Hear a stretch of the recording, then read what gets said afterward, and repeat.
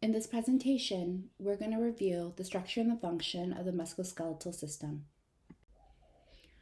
Our skeletal muscles either come from mesodermal precursor cells that eventually form myoblasts, or they're going to come from embryonic cells that can turn into muscle cells. And we have millions of individual fibers of skeletal muscle that are either contracting or relaxing depending on the movement that's necessary for our everyday life.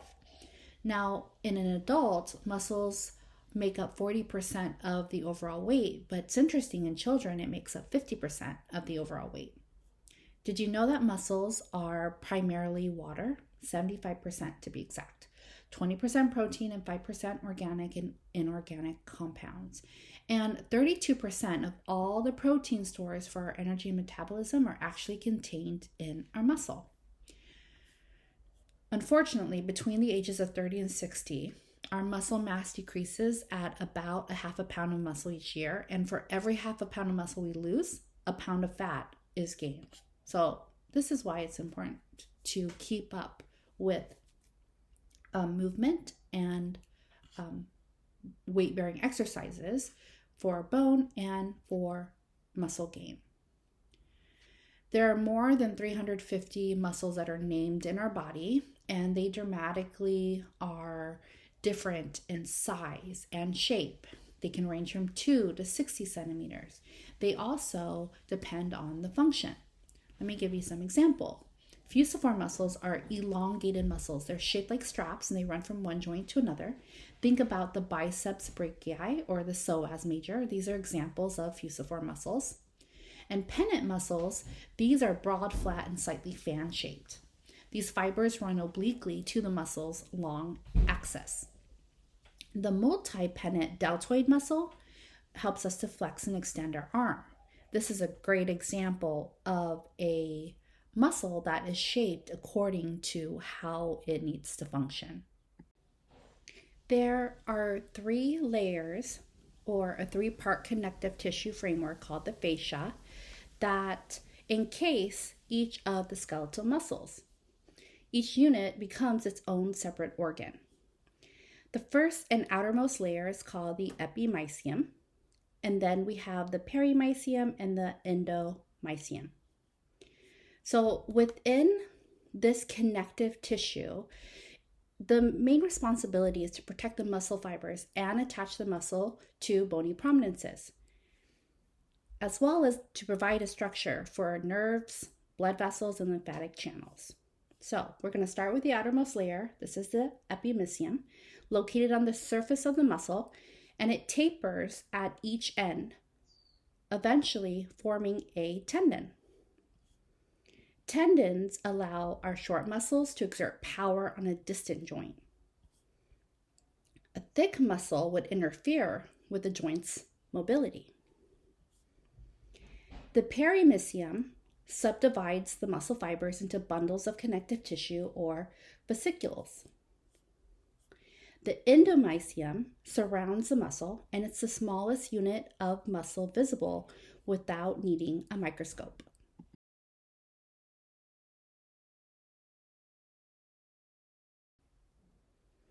Now, each of the muscle fibers are in a single muscle cell, and it's a cylindrical structure, and it's surrounded by a membrane that's capable of excitation and impulse propagation.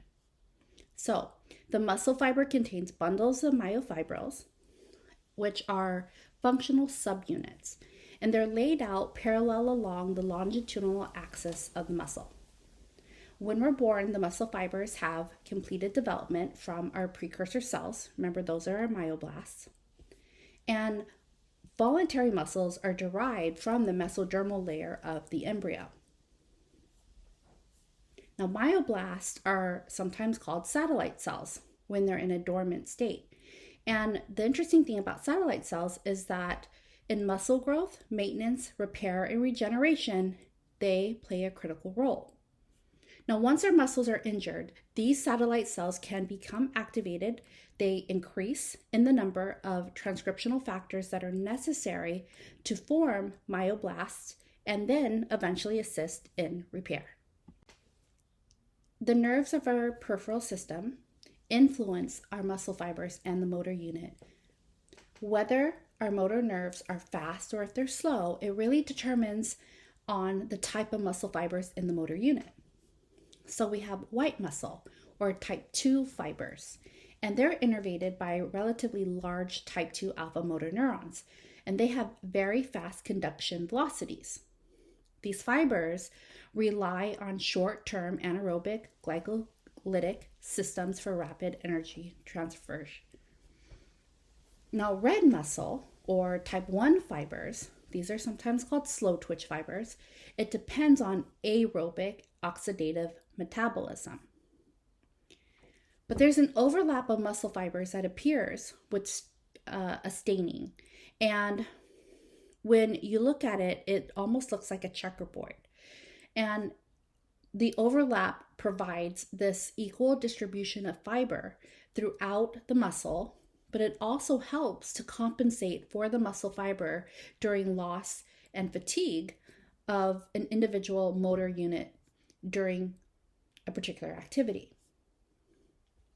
Now, despite this, some muscles contain proportionately more of one type of fiber than the other. Our postural muscles, they have more type 1 fibers. And this is because they're going to allow for high resistance to fatigue. And this is necessary to maintain the same position for a long period of time. Whereas our ocular muscles have more type 2 muscle fibers. This allows them to respond rapidly to any visual changes. And the number of muscle fibers is going to vary according to the location. So with our large muscles, we have more fibers than our smaller muscles. The diameter of muscle fibers also varies. The closely packed polygons are small until puberty, and then they attain the normal adult diameter, almost doubling and quadrupling. Now, women usually have smaller diameter fibers than men, and small muscles, such as our ocular muscles, are very small in diameter in comparison to more proximal muscles. Ocular muscles can range from 50 micrometers, and proximal muscles can be about 40 micrometers. So you see there's a large difference. And the fiber size can have functional significance as well. Now, major components of muscle fiber include our muscle membrane, our sarcoplasm, mitochondria, sarcotubular system, and myofibrils. And the muscle membrane has two parts. We have the sarcolemma. This holds the plasma membrane of the muscle cell. And then we have the basement membrane. The sarcolemma is made up of lipid molecules and protein systems, and these systems provide special functions such as the transportation of nutrients and protein synthesis. They also provide the sodium-potassium pump and include the cell's cholinergic receptors. The thick basement membrane is very thick and composed of primarily proteins but also polysaccharides, and it serves as the cell's microskeleton. It maintains the shape of the muscle cell. The basement membrane functions to restrict any further diffusion of electrolytes once they have crossed the sarcolemma. The sarcotubular system is unique to our muscle fibers, but there's some similarity to other cells. We have a sarcoplasmic reticulum that crosses the interior of the cell, and this is constructed much like the endoplasmic reticulum that are found in other cells. The sarcoplasmic reticulum is composed of tubules that run parallel to the myofibrils. Sarcotubules are the longitudinal tubules. In muscle cells, our sarcoplasmic reticulum contains a network of intracellular receptors, and in response to a nerve impulse that can be found in a skeletal muscle cell, it releases intracellular calcium and initiates a muscle contraction at the level of the sarcomere. This is a portion of the myofibril. The transverse tubules that contain calcium release channels are closely associated with the sarcotubules as well, and they run across the sarcoplasm and they communicate with the extracellular space. And so altogether, the tubules of the membrane system will allow for uptake and also regulation of intracellular calcium. It releases calcium during muscle contraction and stores calcium during muscle relaxation. The functional units of muscle contraction are myofibrils, and they're the most abundant subcellular component found in the muscle. It makes up about 85 to 90% of the total volume, and each myofibril contains a sarcomere. Now, sarcomeres are composed of several proteins placed at intervals, and the most important or abundant of these proteins are actin and myosin. But three other giant muscle-specific proteins play important roles in myofibril formation as well. These are the titin, the nebulin, and the obscurin. Now, if you look at a cross-section, you can see irregular polygons with a mean diameter of less than 1 micrometer. And each of these myofibrils are composed of serially repeating sarcomeres. These sarcomeres are separated by what we call Z-bands, and they give the muscle its striped appearance, cross-striated look. Now, each sarcomere has a dark A band as well, and it's flanked by 2 light I bands. Now, the A band runs 1.5 to 1.6 micrometers long, and it contains a thick myosin filament. Now, included in the A band is a lighter zone, which we call the H band, and in the center of the H band is a darker M band. Sometimes it's referred to as the M line. Actin is found in the I band, and it's divided at the midpoint of each sarcomere by the Z band. Its length will vary with the start of muscle contraction. The Z disc, which is made up of different layers of Z bands, depending on the muscle type, marks the boundaries of each sarcomere. There are other constituents of our muscles that are not proteins. We have nitrogen, creatinine, phosphocreatine, purines, uric acid, and amino acids. They all serve in the complex process of muscle metabolism. Energy, though, is provided by glycogen and its derivatives. Creatinine metabolism, as well as creatine, have been used to measure muscle mass. Plasma creatine is taken up by muscle, converted into high-energy phosphate compounds called phosphocreatine. And this happens by an enzyme called creatinine kinase. Now, creatinine is formed in muscle from creatine at a rate about 2% every day, and this is constant. Now, creatine excretion is increased when there's muscle wasting. So it's a great measurement, creatine, if you're suspecting an individual is undergoing muscle wasting. The change reflects the reduction in total body creatine stores, and the loss of muscle mass. So creatine excretion is increased in muscle wasting.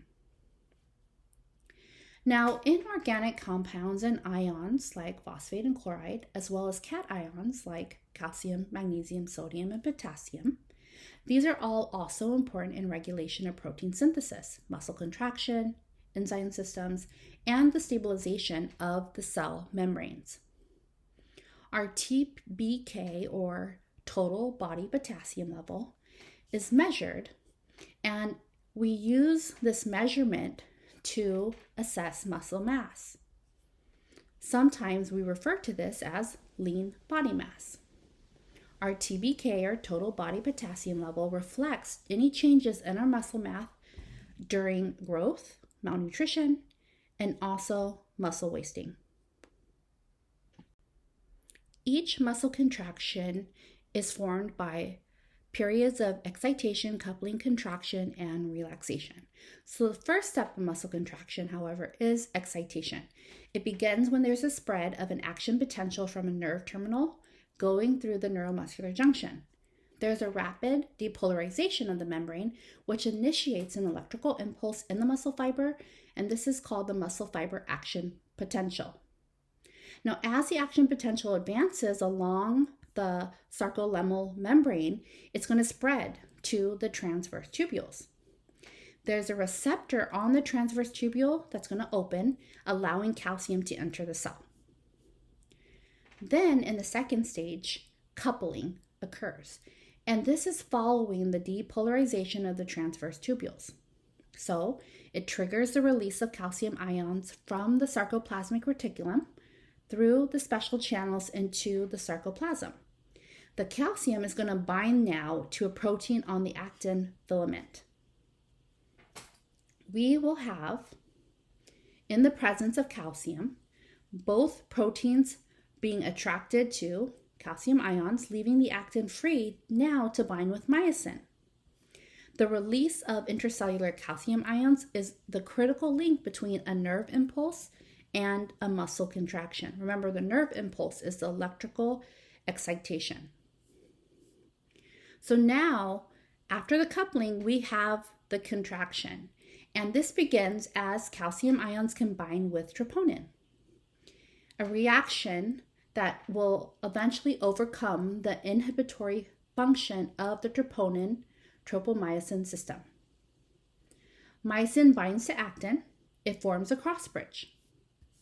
Now the myosin heads are going to attach to the exposed actin binding sites, pulling in the actin inward. And actin is just a very thin filament. And the thin filament is going to slide toward the thick filament, which is myosin. The two ends of the myofibril shorten after contraction when the myosin heads attach to the actin molecule, and now the cross bridge has been formed. This is the actin-myosin complex. Now ATP, which is located in the actin-myosin complex, will be released when the cross bridge attaches. It is common to think about the cross bridge theory because actin and myosin proteins form cross bridges as they contract. The useful distance of contraction of a skeletal muscle is about 25 to 35% of the overall muscle's length. And it was first described, this cross bridge theory, by A.F. Huxley in the 1950s. And finally, we have the last step, which is relaxation. Relaxation begins when calcium ions are actively transported back into the sarcoplasmic reticulum. It removes ions from interaction with troponin, and now the cross bridge that was formed earlier during contraction will detach, and the sarcomere will be able to lengthen again. Our muscles constantly need ATP and phosphocreatinine. And actually, the more active we are, our demand for ATP will increase 100-fold. There are other internal processes of the muscular system that require ATP, like protein synthesis. And this is going to replenish our muscle constituents and accommodates our growth and repair as well. The rate of protein synthesis is related to hormone levels, particularly insulin. It's also related to the presence of amino acid substrates and overall our nutritional status. At rest, the rate of ATP formation by oxidation of glucose or acetoacetate is sufficient to maintain all the internal processes. But when our activity increases, the metabolic pathway for muscle activity will increase our ATP by contraction. Now, any activity that lasts longer than 5 seconds will be over the available stored ATP and phosphocreatinine. So our body needs to react and increase the ATP. Our stored glycogen and blood glucose are going to be converted at this time anaerobically to help sustain this activity briefly. And it's going to help to do this without increasing the demand of oxygen. However, it's not very efficient. And so aerobic glycolysis is favored and more efficient than anaerobic glycolysis. With aerobic glycolysis, it uses 6 to 8 times more glycogen to produce the same amount of ATP. But with intense exercise or in times of ischemia, this increased in the amount of lactic acid will occur because we're breaking down glycogen so quickly. You're also going to see a shift in muscle pH. This is a short-term mechanism, though, that buys time, allowing ATP formation in spite of inadequate energy stores and in spite of oxygen supply. Now, when the anaerobic threshold is reached and more oxygen is than required, our body goes through physiological changes, including the increase in lactic acid levels and an increase in oxygen consumption. We'll also see an increase in heart rate, respiratory rate, and muscle blood flow. So our measurement of lactic acid becomes an important aspect to understand the muscle metabolism at this point. So strenuous activity, we know, requires oxygen, and it's going to activate the aerobic glycogen pathway for ATP formation. So we've exhausted now the anaerobic. Now, during maximal exercise or maximal activity, we have free fatty acid mobilization and aerobic glycogen pathways that are providing ATP when we need it over extended time. These pathways require lots of oxygen to maintain maximal activity, but also to return the muscle to the resting state. Did you know that at maximal exercise, it's going to increase oxygen uptake by 15 to 20 times over the resting state? However, this system can become exhausted as well.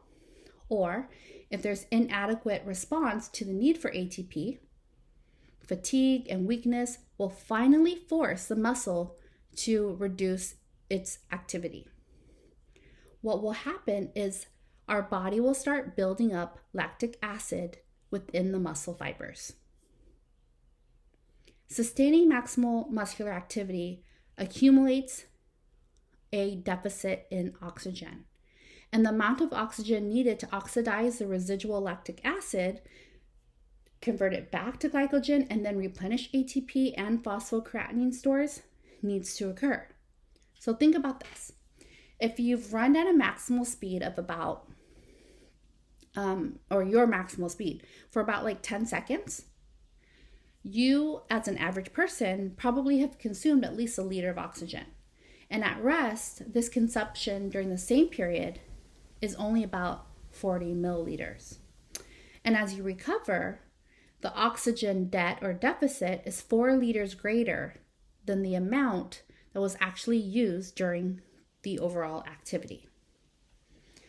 And oxygen consumption is measured to calculate the metabolic costs of an activity during normal states and also in diseased muscles. However, it only measures it indirectly. We use this indirect measure of energy expenditure along with time tests of activity, heart rate, respiratory measurements of carbon dioxide to expired oxygen consumed. We also know that energy expenditure is measured directly by heat production, because when heat is released, we are at a period where we know that work has been accomplished. Another factor to think about that changes energy requirements are the muscle fiber types. Type 2 rely on anaerobic glycolytic metabolism, and type 1 can resist fatigue for longer periods because of the capacity for oxidative metabolism. When we examine muscle contraction, we have to look at other factors as well, because there are several things that determine how force is transmitted from the cross bridges on an individual muscle fiber and how they're able to accomplish whole muscle contraction. So the first thing to think about is how and when a motor unit responds to a single nerve stimulus. It's going to develop a phasic contraction, and we call this a muscle twitch. Because the motor unit contracts in a what we call an all or nothing type manner, the contraction is going to be generated with a maximal contraction. It's never 50%. The central nervous system is going to smoothly grade the force generated by recruiting additional motor units and varying the discharge frequency of each active motor unit. So the intensity has more to do with recruiting more motor units and not making each motor unit work better. They always work at the same capacity. Remember, all or nothing. And this adding of motor units within the muscle, this is called repetitive discharge. Now, recruitment and repetitive discharge of motor units allows the muscle to activate the number of motor units that are needed to generate whatever force you desire. And the total force developed is the sum of the force generated by each motor unit. Well, if motor units are stimulated again, and the muscle unit has not been able to relax yet between stimulations, the second contraction will fuse with the first, and this is going to cause tetanus, physiologic tetanus. This should not be confused, though, with the disease tetanus. There's other variables such as fiber type, innervation ratio, muscle temp, and muscle shape that will influence how efficient our muscular contractions are. The two muscle fiber types differ in their responses to electrical activity. Now, tetanus and duration of phasic contractions take microseconds to accomplish. They're going to be achieved, though, more rapidly in a type 2. Remember, these are the fast twitch, more rapidly than the type 1, which are the slow twitch. Remember, type 2s are also white and type 1 are red muscle fibers. Low innervation ratios promote control and coordination. When we have high ratios, this is going to promote strength and endurance. Our muscles work best at normal body temperatures, so at about 37 degrees Celsius. Also, muscles with a large cross-sectional area, like the fan-shaped pennant muscles, they're going to develop greater contractile force than the smaller diameter muscles, which makes sense. The initial length of a muscle and the range of the shortening will occur when the muscle contracts, and this will determine the force that it can generate. Now, the long fusiform muscles, they have a greater range of shortening and can contract up to 50% of their resting length. There's a certain amount of elongation that's necessary to generate sufficient tension and muscular force. The elongation occurs during the swing of, for example, a golf club or a tennis racket. And this is going to, if you think about that motion, you can see how stretch improves contractile force. During periods of isometric contraction, this is also referred to as static contraction, our muscles are going to maintain constant length as the tension is increased. So isometric contraction is like when the arm or leg is pushed against an immovable object. The muscle contracts, but the limb didn't actually move. Isometric contraction, we call this static contraction because it's just holding. Now, during dynamic contraction, we used to refer to this as isotonic contraction. The muscles are going to contain constant tension as it moves, and isotonic contractions can be eccentric or concentric. When they're eccentric, they're lengthening, and concentric means they're shortening.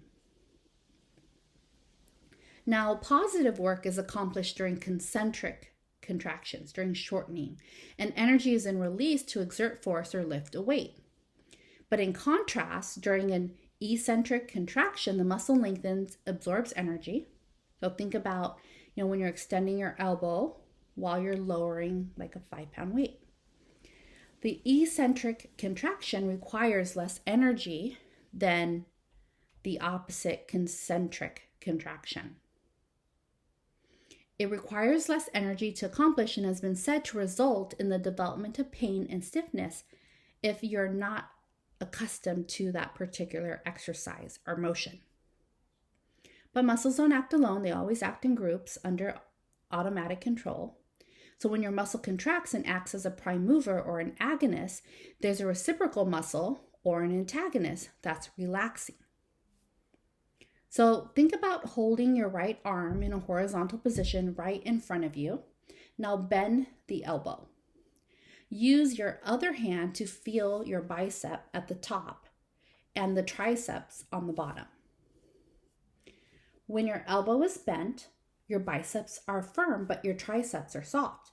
But if you extend out your arm again, the muscles will change.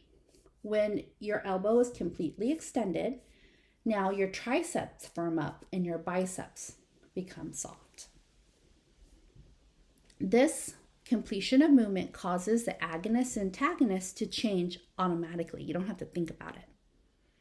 Now, only the movement is commanded, not the alternate contraction and relaxation of the specific muscle groups. There's other associated actions that occur with walking, as an example. So as your foot leaves the ground, the paravertebral and gluteal muscles on the opposite side of the body are contracting to help maintain balance. When there's paralysis, this is going to offset the process and decrease balance. Tendons and ligaments often get mixed up. We're going to first talk about tendons. Tendons attach muscles to bone, and they help transfer the force from the muscle onto the bone. And these occur at sites called isthmuses. Ligaments, however, attach bones to other bones to form joints. It also helps to stabilize them against excessive movement. Both tendons and ligaments are primarily composed of type 3, 4, 5, and 6 collagen and fibroblasts. These are called tenocytes, specifically in our tendons. The last concept of this lecture is aging and how it affects the musculoskeletal system. During aging, there will be loss of bone tissue. Our bones become less dense, they're not as strong, they become more brittle as we get older, and bone remodeling cycle takes longer than it used to complete. The rate of mineralization will also start to decelerate.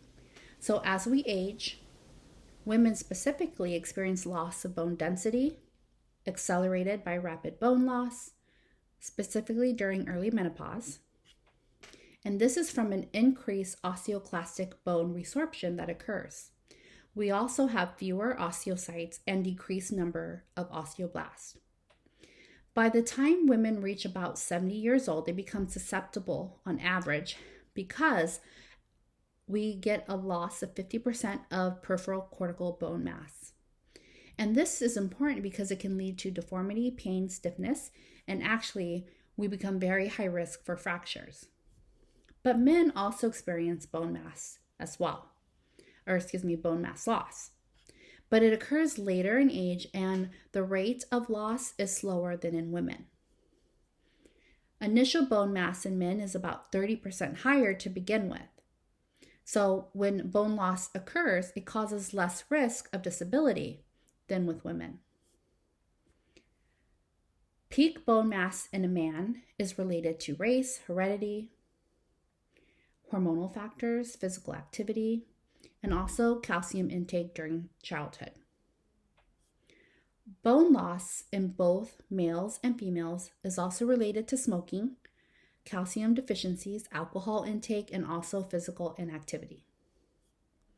However, we can gain bone mass by being a healthy young woman up to the third decade through participation in physical activity, intake of dietary calcium and other minerals, and also with the use of oral contraceptives.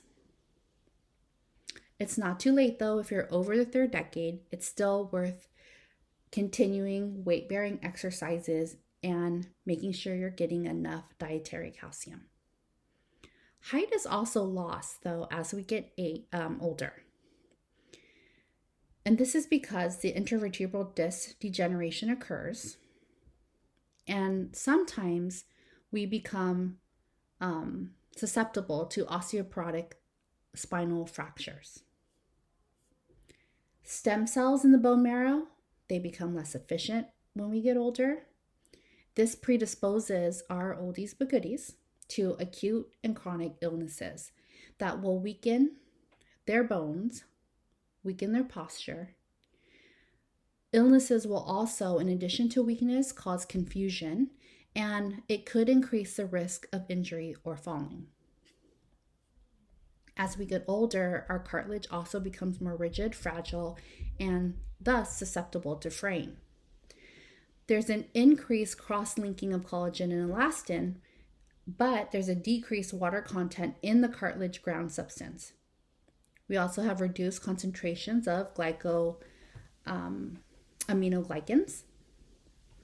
Also, our range of motion is decreased, and this is related to changes in our ligaments and our muscles. The bones in our joints develop osteoporosis. We have fewer tuberculi and thinner, less dense bones overall. This makes us prone to fractures. Intervertebral disc spaces will decrease our height, and actually the rate of loss of height accelerates after we become 70. Tendons will also shrink, and they also become hard.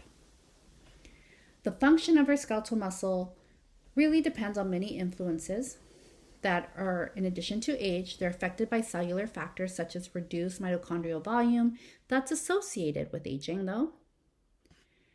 Other influences to think about: our nervous system, our vascular system, and our endocrine systems. When we were young, the development of muscle tissue depended greatly on the continuing of our neurodevelopmental maturity. Muscle loss begins at about 50 years old, but the function should still remain trainable even as we get older. So maintaining our musculoskeletal fitness is going to be important at any age to improve our patient's overall health, and it should really still be part of our patient education and patient plan. We also have age-related skeletal muscle loss, and this is referred to as sarcopenia. It's directly related to age, and we will have a decrease in muscle strength. As our body ages, muscle mass and strength will decline slowly, but it's maintained through the 5th decade. After 50, there's going to be a slow decline in dynamic and isometric strength, and we're going to really start to see this at 70 years old and beyond. Also, the amount of type 2 fibers will decrease. Remember, those are the fast acting. We're also going to see a reduction in the synthesis of RNA, loss of mitochondrial function, and reduction in the size of the muscle motor units. Regenerative function of muscle tissue should remain normal, and as much as 40% of skeletal muscle mass and strength is going to be lost from anywhere between the 3rd to the 9th decades, so 30 to 90s. We also might experience muscle fatigue, and it contributes to loss of function as we get older. Sarcopenia in general is thought to be secondary, though, to progressive neuromuscular changes and diminishing levels of anabolic hormones. There's going to be an age-related decline in the synthesis of our mixed proteins, myosin heavy chains, mitochondrial proteins, and the changes in these proteins are related to having reduced levels of insulin-like growth factors. Think of testosterone and DHEA, which is dihydroepiandrosterone sulfate. Maximal oxygen intake will also decline when we get older. The basal metabolic rate becomes reduced and lean body mass decreases in our oldies but goodies.